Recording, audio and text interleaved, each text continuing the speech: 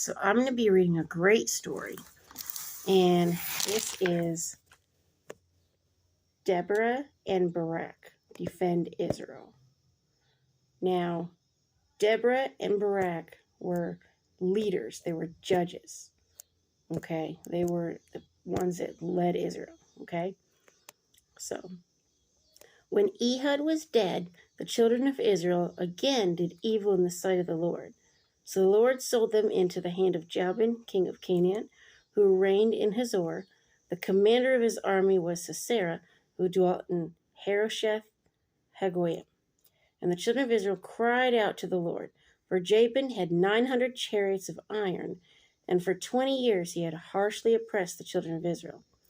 Now Deborah, a prophetess, the wife of Lapidoth, was judging Israel at that time. Okay. And she would sit under the palm tree of Deborah between Ramah and Bethel in the mountains of Ephraim. And the children of Israel came up to her for judgment. So they would come up to her, and they entrusted her, to judge them and to lead them. Okay. Then she sent and called for Barak, the son of Abinoam, from Kadesh in Naphtali, and said to him, Has not the Lord God of Israel commanded, Go and deploy troops at Mount Tabor. Take with you 10,000 men of the sons of Naphtali and the sons of Zebulun. And against you I will deploy Sisera, the commander of Jabin's army, with his chariots and his multitude at the river Kishon, and I will deliver him into your hand. And will I deliver him into your hand? And Barak said to her, If you will go with me, then I will go. But if you will not go with me, I will not go. So he's like, you have to go with me for me to go. So that's how much he trusted her. So she said, I will surely go with you. Nevertheless, there will be no glory for you in the journey you are taking, for the Lord will sell Sisera into the hand of a woman. So, he kind of didn't really want to go by himself. He's like, I want you to go. So she's like, well, you're not going to handle it yourself. I'll go with you, but this is going to happen. Then Deborah arose and went with Barak to Kadesh. And Barak called Zebulun and Naphtali to Kadesh. He went up with 10,000 men under his command, and Deborah went up with him.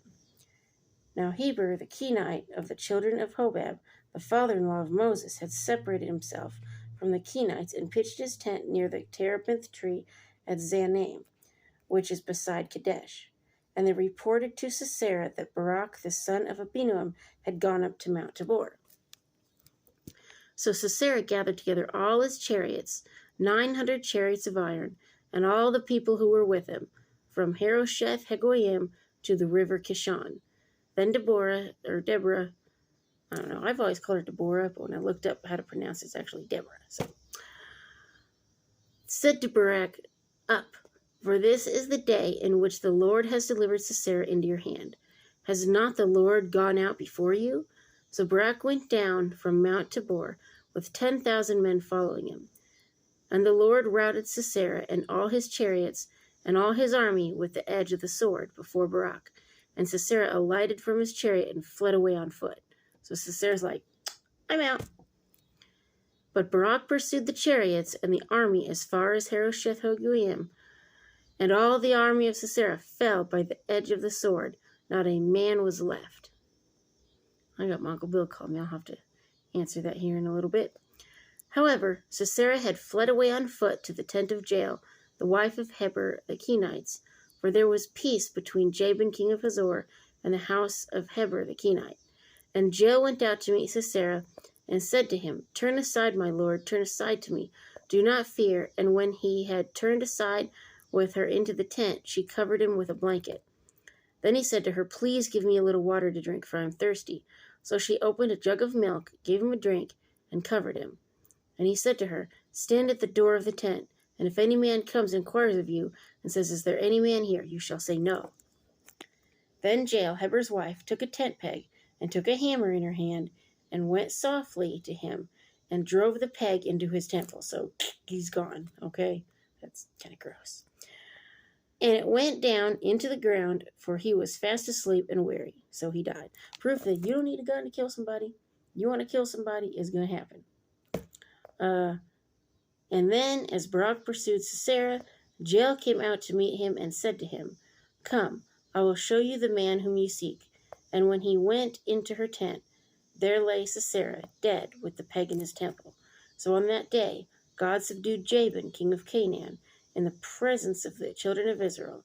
And the hand of the children of Israel grew stronger and stronger against Jabin, king of Canaan, until they had destroyed Jabin, king of Canaan.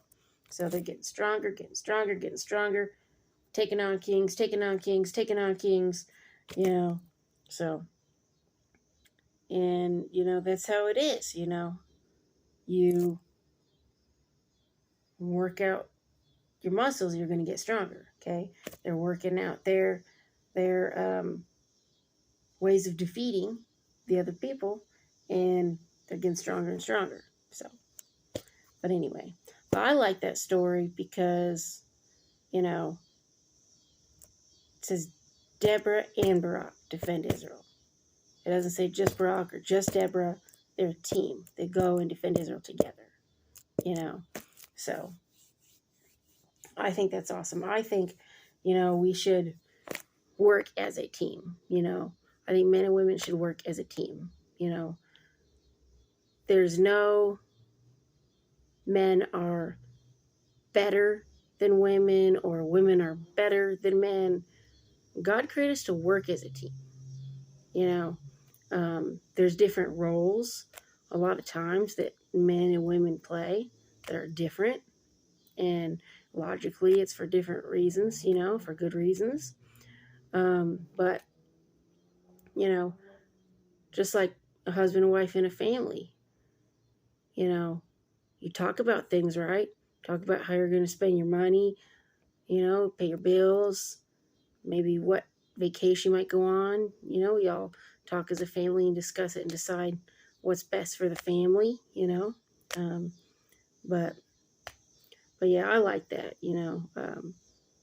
that Deborah was a leader along with Barak, and a lot of people, they try to say, oh, the Bible is sexist and all this stuff. And, I don't believe it is. You can disagree with me if you want, but I don't believe it's sexist, because why is a woman, even way back in the Old Testament, being a leader right alongside a guy?